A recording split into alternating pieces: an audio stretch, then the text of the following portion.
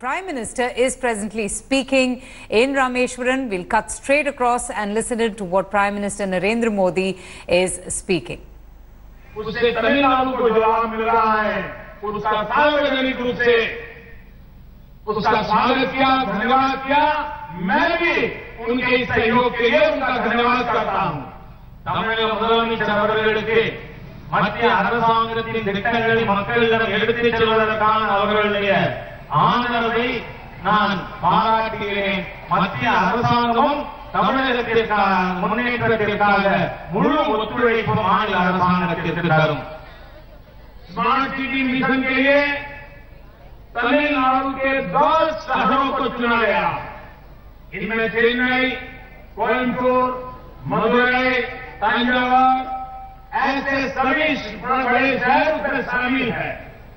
அதேபோல தமிழகத்திலே smart city முன்னேற்றத்திற்கும் மிகப்பெரிய அளவிலே மத்திய அரசாங்கம் உதவி இருக்கிறது. சென்னை, மதுரை, கோயம்புத்தூர், காஞ்சி போன்ற நகரங்களை स्मार्ट सिटियाக நாம் அறிவித்திருக்கிறோம். इन शहरों के लिए केंद्र सरकार लगभग 900 करोड़ रुपए रिलीज कर चुकी है, करीब 1000 करोड़ रुपया। இந்த நகரங்களை மேம்படுத்துவதற்காக இதுவரை 900 கோடி ரூபாய் ஏற்கனவே மத்திய அரசாங்கம் அதை அளித்துள்ளது. अमृत मिशन में भी तमिलनाडु के 33 शहरों 33 सिटी को शामिल किया गया है। केंद्र सरकार ने तमिलनाडु के लिए 4700 करोड़ रुपए से ज्यादा स्वीकृत कर लिए हैं। इस पैसे का इस्तेमाल इन 33 शहरों में बिजली, पानी, सीवेज, सफाई और गार्डन जैसे सुविधाओं को मजबूत कर बढ़ाने के लिए किया जाएगा। அதேபோல அமிர்த் நகரங்கள் மத்திய அரசாங்கம் 33 அமிர்த் நகரங்களை இங்கே தெரிவு செய்து அதற்காக இதுவரை 4700 கோடி ரூபாய் நிதி அளித்திருக்கிறது.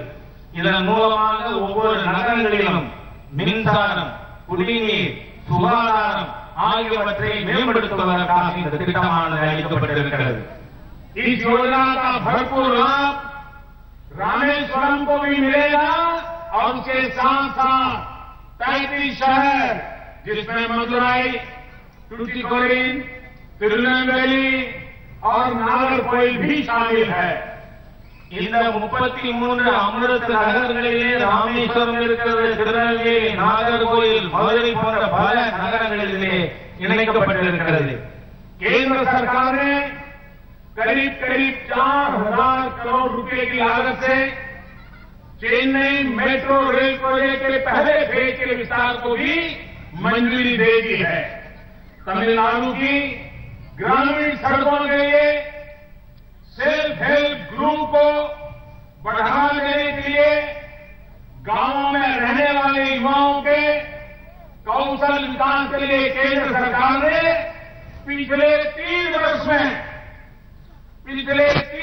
में लगभग 18,000 करोड़ रुपया 18,000 करोड़ रुपये तमिलनाडु के लिए रिलीज किए हैं। அதேபோல கிராமங்களிலே இருக்கின்ற இளைஞர்களுக்கு திறன் மேம்பாட்டிற்காக வேலை வாய்ப்புகளை ஏற்படுத்துவதற்காக பல்வேறு திட்டங்களை நாம் அளித்திருக்கிறோம். அதற்காக 18,000 கோடி ரூபாய் இந்த 3 ஆண்டுகளிலே மாத்திரம் निधि अளிக்கப்பட்டிருக்கிறது. कुछ प्रयासों की अपील में यहां की सरकार और यहां के लोगों से भी करना चाहता हूं। स्वच्छ भारत मिशन के तहत इस समय पूरे देश के शहरों में एक होड़ मची है, कंपटीशन चली है कि कौन खुद को पहले खुले में शौच से मुक्त घोषित करे।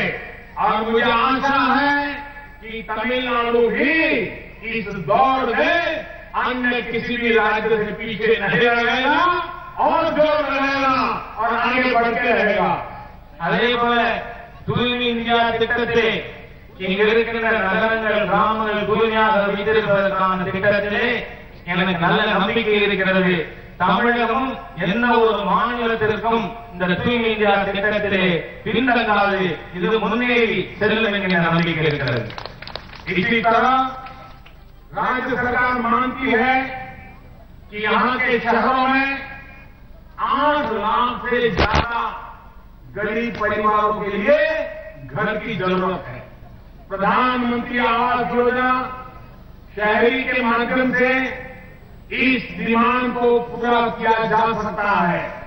मैं राज्य सरकार से अपील करूंगा कि वो प्रस्ताव भेजें, अपनी प्रक्रिया तेज करें और स्वीकृत किए हुए घर के निर्माण में तेजी लाए। அதேபோல தமிழகத்திலே 8 லட்சம் குடும்பங்களுக்கு வீடு வேண்டும் என்கின்ற கோரிக்கை இருக்கிறது. எனக்கு தமிழக அரசாங்கத்திடம் கோரிக்கை என்று சொன்னால், நீங்கள் உங்கள் கோரிக்கை அனுப்புங்கள். மத்திய அரசாங்கம் நகர்ப்புற மேம்பாட்டு வீட்டு வசதி திட்டத்தின் மூலமாக இதை முழுமையாக நாங்கள் நிறைவேற்றிக் கொடுப்போம். डॉक्टर अब्दुल कलाम जीवन पर्यंत एक विकसित भारत के सपने को साकार करने के लिए जुटे रहे। 125 करोड़ देशवासियों को इस लक्ष्य की प्राप्ति के लिए हमेशा वो प्रेरित करते रहे। ये प्रेरणा हमें 2022 तक 2022 तक जबकि आजादी के 75 साल होंगे, न्यू इंडिया के सपने को साकार करने में बहुत मदद करेगी। டாக்டர் கலாம் அவர்கள் முன்னேறி இந்தியாவை காண்பதற்கான கனவு கண்டார்கள். ஆகவே இந்த நாடு 75வது சுதந்திர தினத்தை கொண்டாடும் பொழுது அவருடைய கனவை முழுமையாக பூர்த்தி செய்கின்ற விதத்திலே நம்முடைய செயல்பாடுகளானது இருக்கும். 2022 में हमारा देश आजादी के 75 साल के पर्व को मनाएगा। देश की स्वतंत्रता के लिए अपनी जिंदगी खपा देने वाले हमारे सपूतों ने जो सपने देखे थे, उन्हें पूरा करने के लिए हमारा हर प्रयास डॉक्टर कलाम को भी एक उत्तम श्रद्धांजलि बन के रहेगा। 2022 இந்த நாடு அதனுடைய 75வது சுதந்திர தினத்தை கொண்டாடும் பொழுது எல்லா விதத்திலும் முன்னேறிய ஒரு பாரதத்தை நாம் காண வேண்டும்.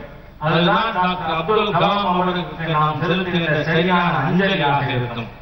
और जब मैं रामेश्वरम की धरती पर हूं, रामेश्वरम के इंसान तो बहुत कुछ करते हैं, लेकिन रामायण इस बात को हमें कहती है कि यहां की छोटी सी गिलहरी, इसी रामेश्वरम की छोटी सी गिलहरी भी किस प्रकार से राम सेतु बनाने का काम आएगी, उसी प्रकार से हर व्यक्ति उस गिलहरी की तरह संकल्प करे, प्रयास करे और परिणाम आते रहे तो देश हमारा कहां से कहां पहुंच सकता है।